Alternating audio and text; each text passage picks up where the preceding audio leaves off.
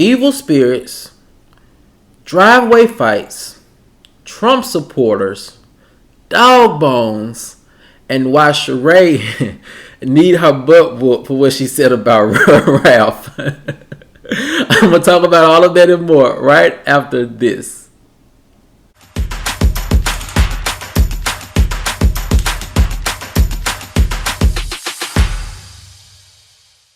What's up, kinfolk? And welcome back to the channel.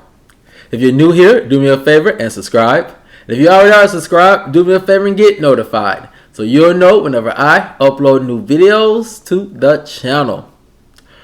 Alright, kinfolk, come on into the house. We have a lot to talk about, and it centers around this week's drama on Real Housewives of Atlanta. Parking lot driveway fights, dog bones, Trump supporters, and why Sheree need her butt whooped for what she said about Ralph. So let's get right into it. So, kinfolk, this season has been extremely exciting, and it has been non-stop drama. And before I get into the episode, I do want to say this. I can now see the Real Housewives of Potomac's producers' hands in Real Housewives of Atlanta right now. For the longest, I really couldn't see a big difference between the normal Real Housewives of Atlanta producers and the new producers from Real Housewives of Potomac that the network brought in to revamp this season. And now that we're at the halfway mark, I finally see the producers of Real Housewives of Potomac and their signature touch on the franchise. And I can honestly say, even though ratings have pretty much stayed stagnant, like right there at that 900,000 to 1.2 million range, the thing about it is it has stayed pretty much on that, spectrum. And that is why I see the Real Housewives of Potomac producers' hands in this season. And the other way I am seeing the Real Housewives of Potomac producers' hands work their magic in this season of Real Housewives of Atlanta is this. There has been literally a solid season of consistent drama. Unlike last seasons in the past, when there's been up and down drama, good episodes followed by weak episodes, followed by a good episode, then followed by 2 weak episodes. We have seen a consistent amount of decent drama throughout the entire season. And that is why the Real Housewives of Atlanta has constantly been at that 900,000 to 1.2 million viewers spectrum for so long. Now, some people are saying on social media, oh, they can't crack a million, they can't crack a million.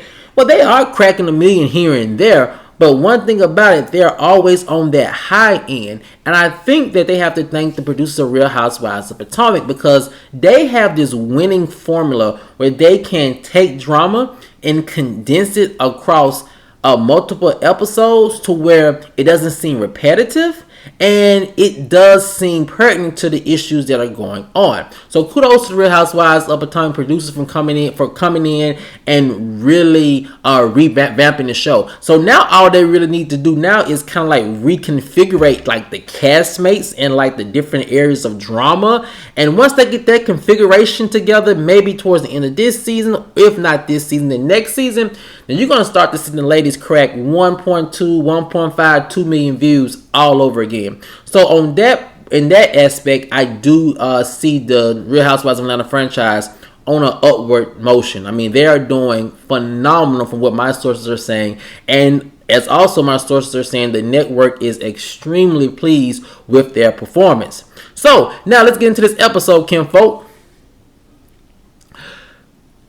I, for the longest, always sided with Marlo when it came to her drama with Kenya, believe it or not.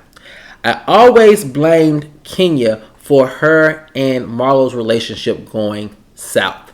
And the reason why I always blamed Kenya, because between Kenya and Marlo, historically, Kenya has been the bigger person and the more level-headed between the two.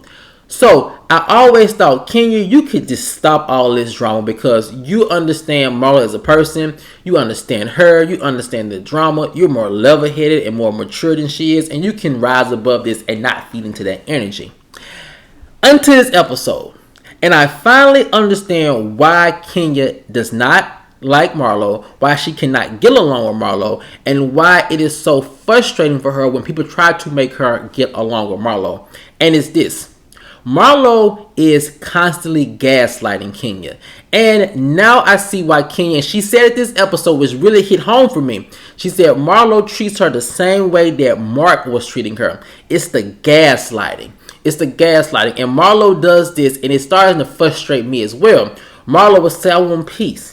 I want unity. I want sisterhood. But then, in the same breath, she does things to poke Kenya. She does things to stir the pot. Like, if you want sisterhood and camaraderie, right, and you want Kenya on this trip, Kenya came on the trip.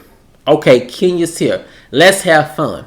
Why do you need Kenya to apologize? Why do you need Kenya to stay at the cabin? Why do you need Kenya to talk to you before she can get on the van to go to the next activity?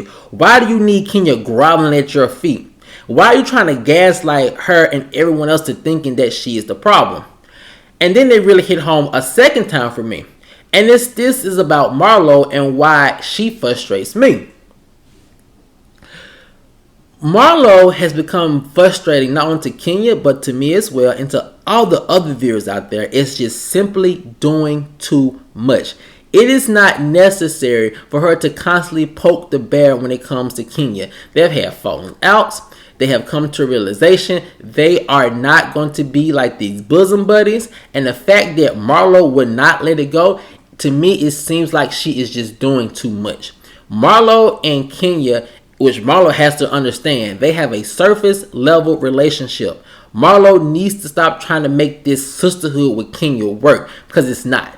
Kenya is an Aquarius, Marlo is an Aquarius, and I am an Aquarius as well. And it's also frustrating that Marlo knows this. Whenever you have wronged an Aquarius, especially disrespected them, it's a wrap.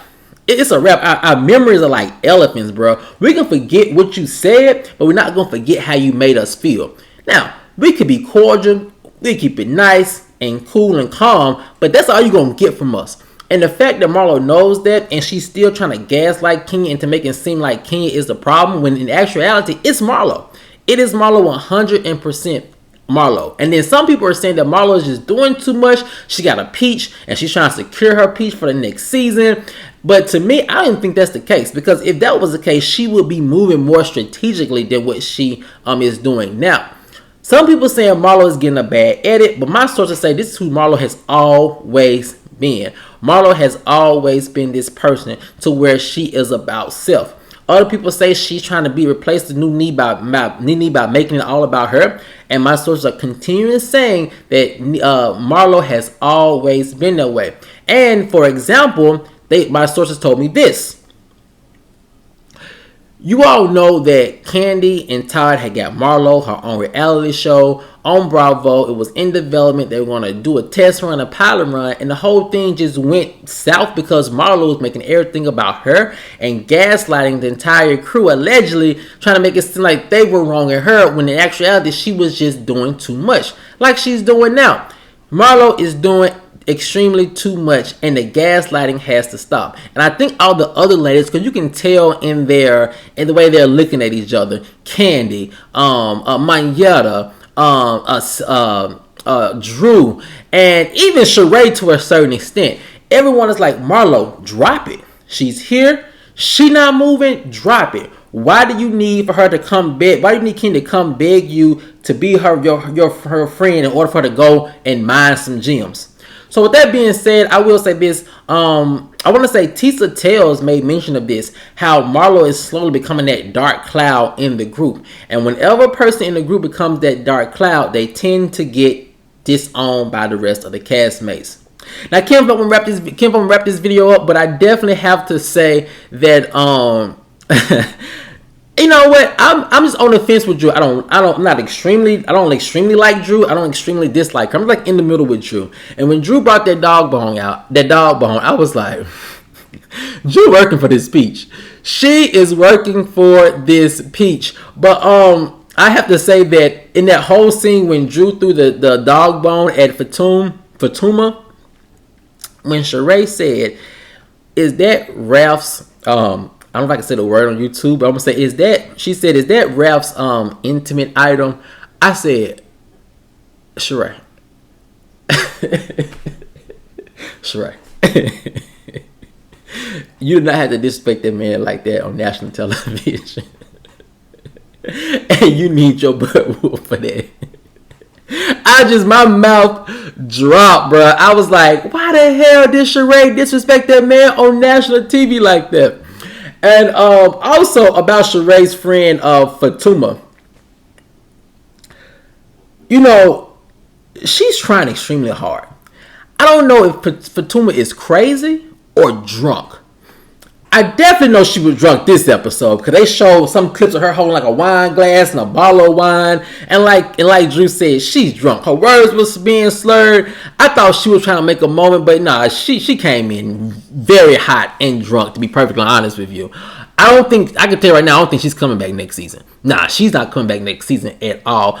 Simply because she reminds me too much of other friends of the show who came in hot like that. Not necessarily saying they were drunk, but I'm just saying they came in a little bit too strong. I definitely see them bringing Monyetta back next season as a full-time peach holder.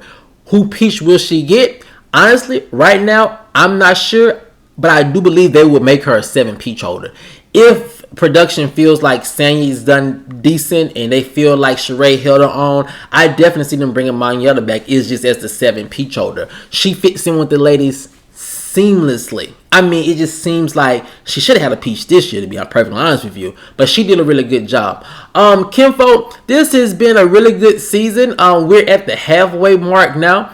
And as I was saying earlier, this has been a consistent, even amount of drama, sisterhood, and storylines. And I just want to give big kudos to the new production team because they are really producing their butts off with this season of Real Housewives of Atlanta. I mean, they are beating last season by a mile.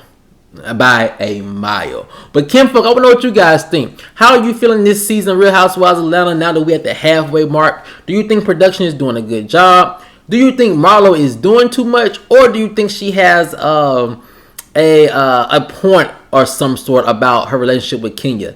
Let me know what you think in the comment section below. Alright, Kinfolk, if you enjoyed this video, as always, please like, share, subscribe, comment, and I'll see you guys over on the next one. Peace.